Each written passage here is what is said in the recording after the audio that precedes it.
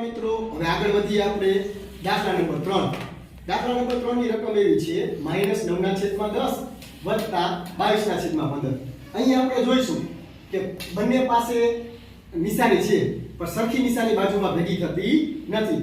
અહીં આપણે 10 અને 15 બંનેના છેદ જોઈએ તો 10 અને 15 છે એટલે કે બંને અલગ અલગ છે. એના માટે આપણે એનો શું લેવો પડશે? લસા. તો સૌપ્રથમ આપણે 10 અને 15 નો લસા લઈએ. બરાબર, લસા લેવાનું તમે આગલા ધોરણમાં શીખી ગયા છો.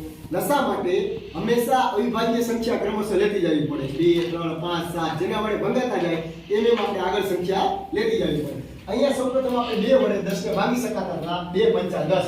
15 ને નથી ભાગી શકાતા તો એમને મૂકી દીધા છે. બરાબર, હવે આ 5 અને 15 બે માંથી એક પણ સંખ્યાને 2 વડે નથી ભાગી શકાતા તો 2 પછીની અવિભાજ્ય સંખ્યા 3 આવે. બરાબર, 3 વડે 5 ને નથી ભાગી શકાતા એટલે એમને લેખા 15 ને ભાગી શકાય છે. 3 5 15. બરાબર, ત્યારબાદ અહીંયા 5 5 આવેલા છે તો હવે 3 પછીની અવિભાજ્ય સંખ્યા 5 આવે તો 5 વડે ભાગશું તો 5 * 5 5 * 5 બંને પાસે છેલ્લે એક એક આવી જાય એટલે આપણો લસાનો દાખલો પૂરો. બરાબર, તો આગળના ભાગે જે આવે એ બધાનો ગુણાકાર આપણો લસા થશે તો 2 * 3 * 5 3 × 6 6 × 5 30 30 આપણો લસા થશે.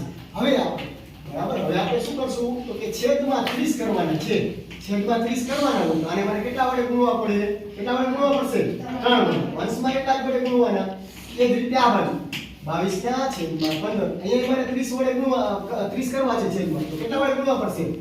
2 વડે. ઉપર કેટલા વડે ગુણવાના? 2 વડે.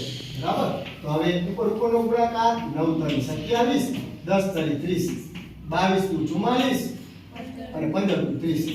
બરાબર, ચાલો છેદ સરખો આવી ગયો. છેદ સરખો આવી ગયો તો એક જ વાર લખવાનો ઉપર નિશાની સાથે એમને -27 + 44. બરાબર, હવે વિચારો પ્લસની નિશાની હોય ખિસ્સામાં અને માઈનસની નિશાની હોય માગે. ચાલો 44 રૂપિયા ખિસ્સામાં છે અને 27 રૂપિયા માગે છે. કેટલા આવશે? તમારા પાસે 44 રૂપિયા છે ખિસ્સામાં અને 27 રૂપિયા માગે છે. કયો મને જવાબ આલો? બરાબર, મારી પાસે 44 રૂપિયા ખિસ્સામાં છે ને મારી પાસે 27 રૂપિયા માંગવા આવ્યો. કેટલા રૂપિયા આવશે? 17. કેટલા આવશે? 17 ક્યાં વધશે? ખિસ્સામાં. બરાબર, 44 ખિસ્સામાં હતા એમાંથી મેં 27 ને આપી દીધા. 17 ખિસ્સામાં વધશે એટલે પ્લસ. તો 17 ના છેદમાં છેદ તો એમનો જ રહીએ. આપણો જવાબ આવશે 17 ના છેદમાં 30. તો આગળ વધીએ. એના પછીનો છઠ્ઠો દાખલો છે.